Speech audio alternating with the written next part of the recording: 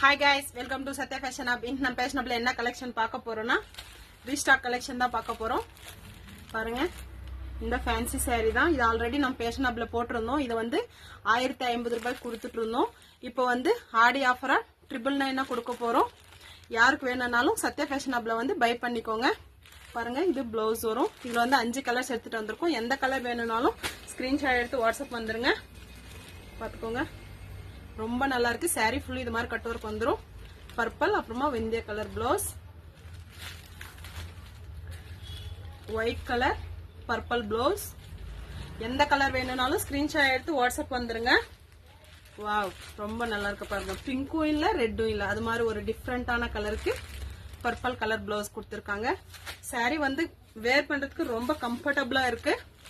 இது வந்து வெந்தய கலருக்கு பர்பிள் கலர், ஒயிட்ல 2 கொடுத்துருக்காங்க.